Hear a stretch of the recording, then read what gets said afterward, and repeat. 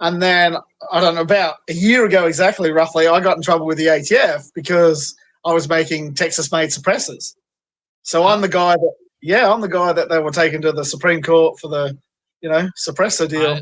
I wasn't aware of that. Interesting. Do your research on me, my man. So why don't you guys introduce yourselves a little bit for the people here that don't know, and tell us what you guys do?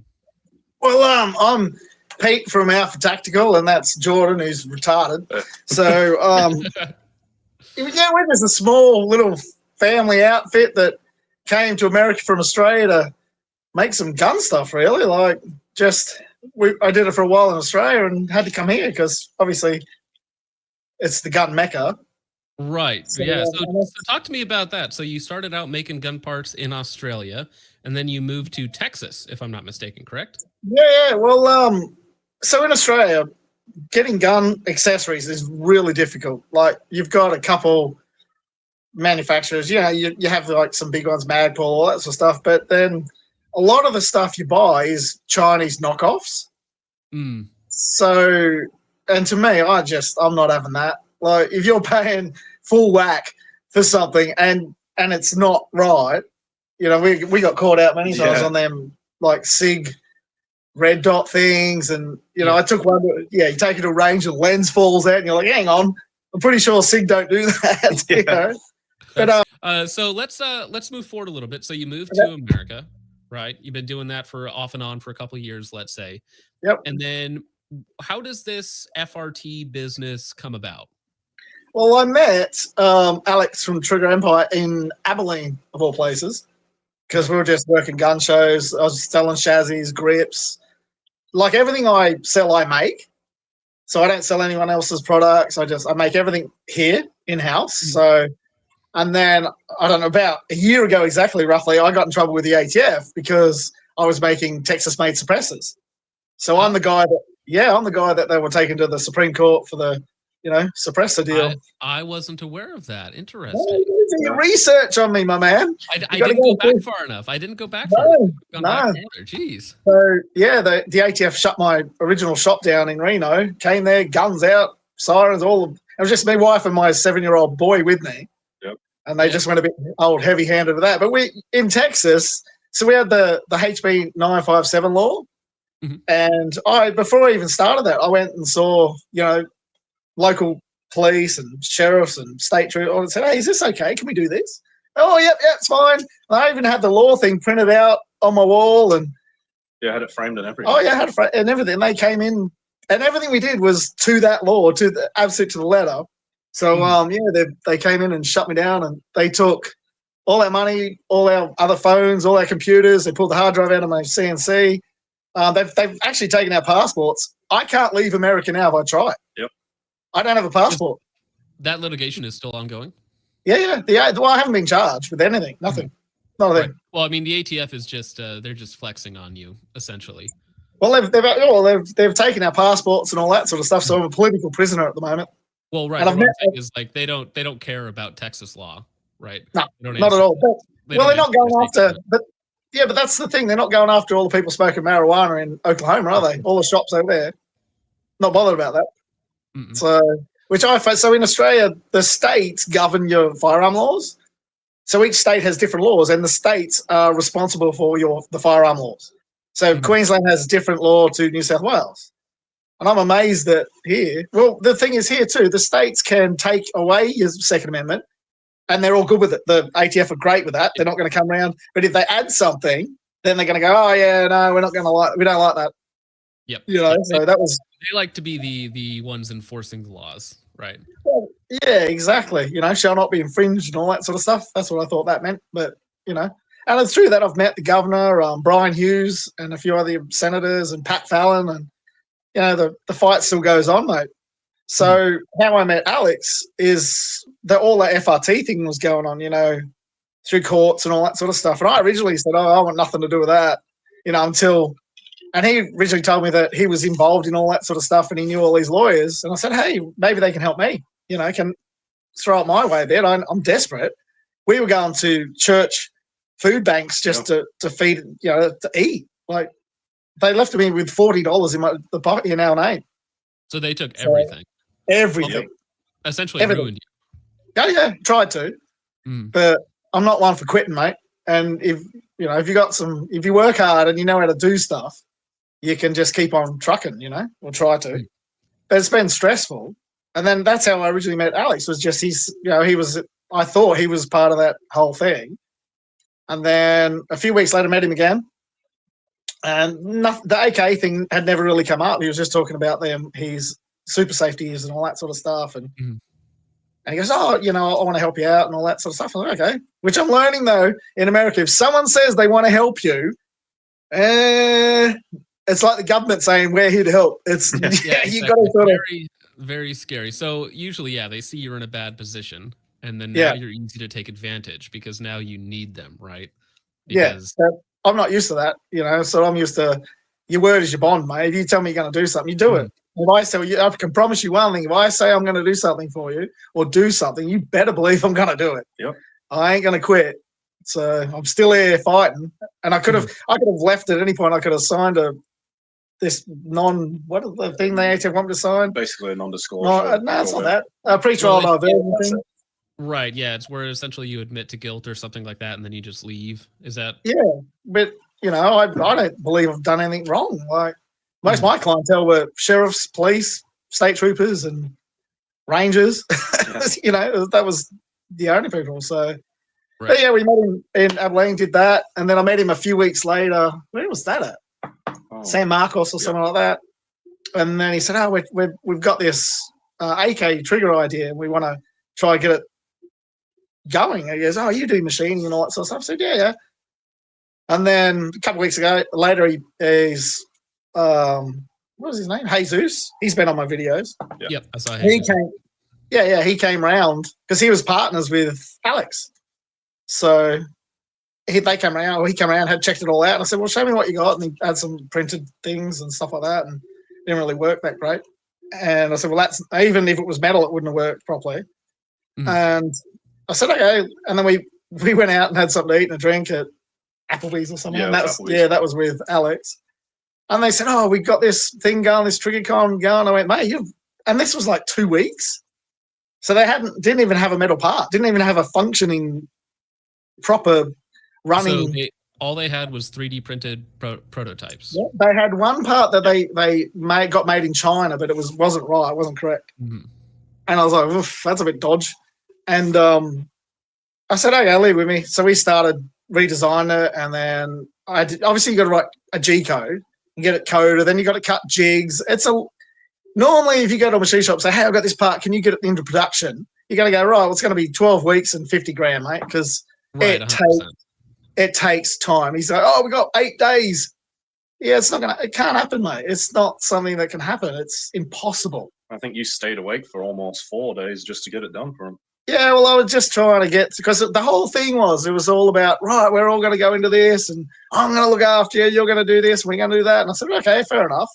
Again, so I sunk every bit of money we had, because we were working gun shows, we finally saved some money up. And I kept saying, hey, you got to start, a machine shop doesn't run on goodwill. It doesn't. Like, it's expensive. Right. Running the CNC all day will burn electricity like you wouldn't imagine, mate. It just eats everything. You break a bit, there's $50. You break, everything's expensive. Metal. Getting metal is parts. Just the 4140 that I use now is so expensive. But I want it to be sort of that premier, I don't want it to be crap. I want my shit to be the best out there. Yeah. I want it to They convince you to make these parts for them in a very, very tight time frame. Now, and then I started, which I went, okay. I said, right, it won't be production. I said, we'll try and make a few parts to go to that. And then and I did, and they weren't right. They weren't the best. I wasn't all that happy with them. And then they took them to FRT Con. And I was like, okay, we were at a gun show working in Nacogdoches, me and my wife.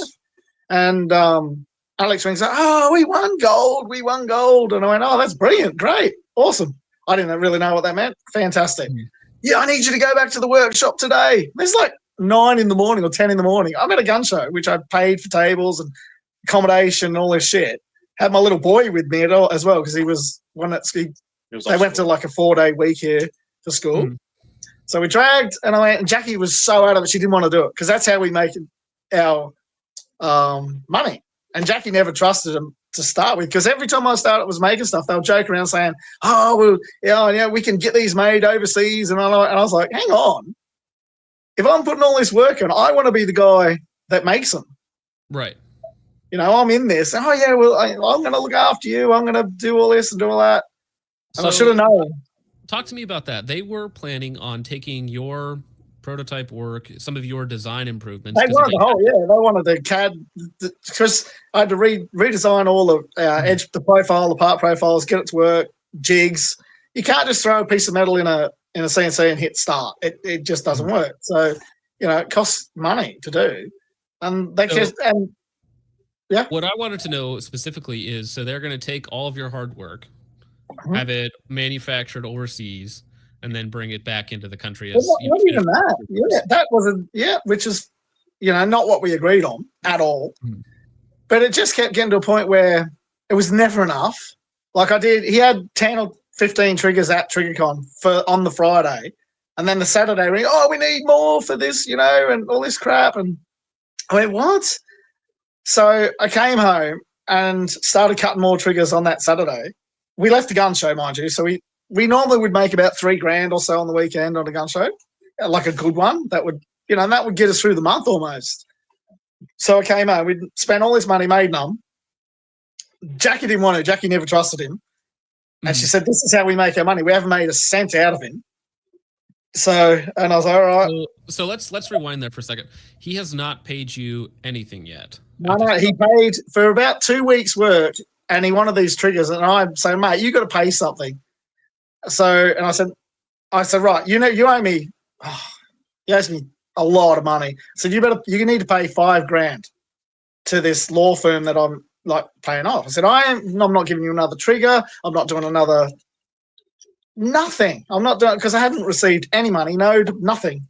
And I'm like, no, not doing a thing. $5,000 to this law people, or you don't get a trigger. You don't get. No, I stop. I turn the tap off. Now, $5,000 is not the amount you were owed. That was just enough. Yeah, that was nothing. Yeah, that was because that was just to pay for a lawyer thing I was paying for, and that was like nothing. Basically, nothing. The work you had done. Right. Yeah, not even. It didn't even cover the first week of what we'd done. And I'm like, but then because that was like a couple of weeks after, and I'm thinking, you know what? I haven't received just nothing. And bills are starting to grow. Right. Well, I mean, for reference, so I used to work in a CNC shop as a sales guy. $100 an hour. Yep. Well, so I was going to say our machine rate internally was $120 per hour. Yeah. But for small time jobs, it would be $200 an hour. Yeah, no, I quoted. I was trying to be fair because I wanted to be part of the whole thing, and it was $100 an hour running time, and we were putting in 12, 14 hours because he wanted to get this done, and you can't And for 2 of you per day or 3 of you per day? Just 2, mostly just me. And when he'd get home, he works somewhere else, so he'd get home at 5:30, and then come and help me. Yeah. And then me and Jackie, I was grabbing Jackie to help me, my wife, who's not a machinist or all that. But try one person, it's impossible to do. It's impossible. You can't cut, and you can't stand at a machine and do other bits as well, which you have to do. So it's just, and I was just getting to the point where I was to a point begging him for money, begging. Right. Again, going back to the church. And I told him that. I said, mate, we've got no money for food. He said, I am broke. Oh, well, can you just do this for me? Can you just do that? I need another 10 triggers. And I'm like, I don't have enough money for food. You want me to go out and buy fucking metal? Yeah. I said, I'm sorry, I've got kids here that need to eat. He didn't get that. It was all about their fucking shit. And I just was getting sick of it. I just said, this is insane. This is insane. It's just, I can't work. And I'm like, all right, well, and then they won the gold, and I came back, and it was just the most ridiculous thing ever. Like, he'd paid for all these people to go to TriggerCon, like these people that have nothing to do with firearms, nothing. He rented a Tesla, mind you, to drive up from Austin in a Tesla. I'm like, pay your machinist. Yeah. If you can afford all that shit, pay your machinist. Pay the guy making the parts. That would, you know what I mean? this when we talk about TriggerCon and winning gold, let me pull this up for you real fast. So this is from just for the people on stream right now. This is from TriggerCon. They had your triggers there. This is actually funny. This is Luke C from TF. I know this guy, Luke from TFB TV. Yep. And your trigger got a lot of praise. In fact, it won, I think, most. Ooh, sorry, let me pull that back up. It won most innovative product at TriggerCon, I want to say, which is actually a convention that I've been to. I was there not this year, but last year, the year before. Well, that gun used to be in Washington. That gun that they're shooting there, you know where we first tested the parts in that? We've got it on my backyard. Yeah, my backyard. That gun, I can show you him shooting it.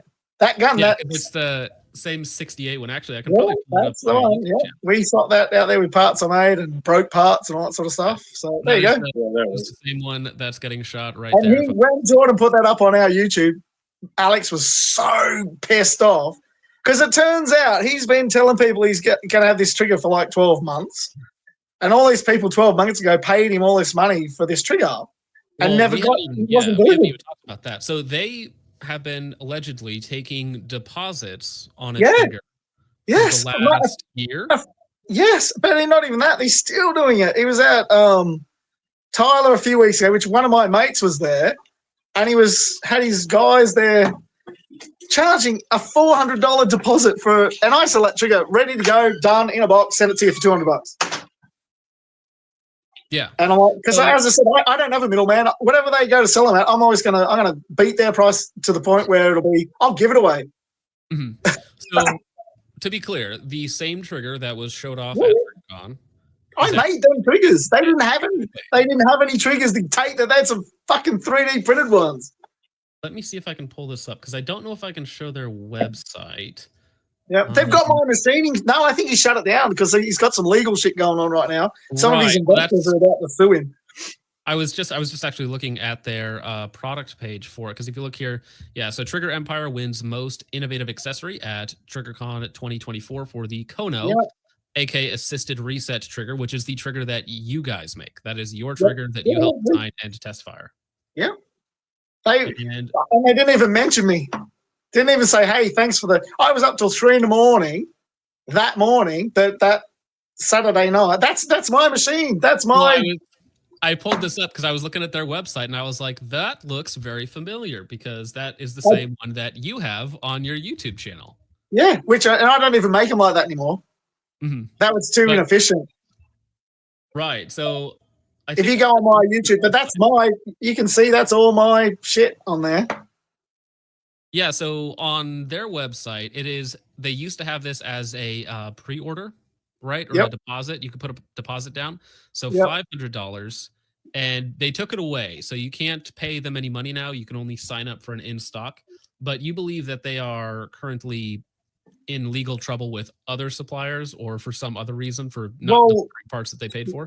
Well, yeah, my understanding is, and I met some of their guys on the weekend. We were at Fort Worth show this weekend, which was good fun. I was supposed to be doing a YouTube video about the behind the scenes, but I met some of the guys and I don't know, but I feel them guys in that picture, a couple of them are, not all that happy with.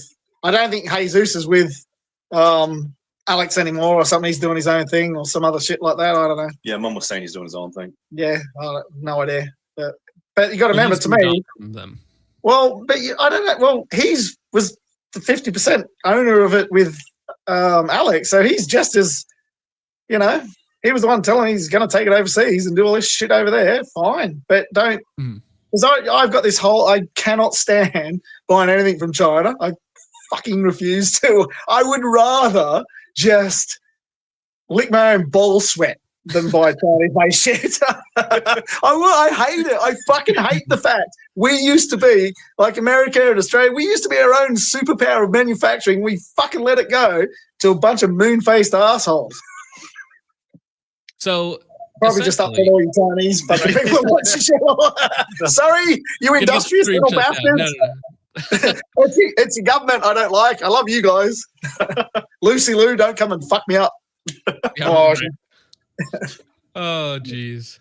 All right, so we have these guys. They're selling this trigger for an insane price. You have all of this time, all of these costs built in. We're talking tens of thousands of dollars in hours, not including parts, energy costs, all that. Not even including the triggers that he has. He had over 50 of them he hasn't paid for. Yeah. Mm-hmm. And the fact that was not driving me mental as well. He was going around to shows and doing all these YouTube things, and he knows I'm struggling fighting the ATF, trying to stay in this country. And all I wanted to do was get my name out there to people to help me, because I'm up shit creek trying to fight these guys. It's the government, and I'm some pissy little Australian, And so he took advantage of that, which I don't know. I'm gullible because I take people at their word. If you say you're going to do something to me, fucking do it. Just do it. It's like the other night we're supposed to have this interview, but I got too drunk out the front. Sorry, people. I'm Australian. I'm drinking beer.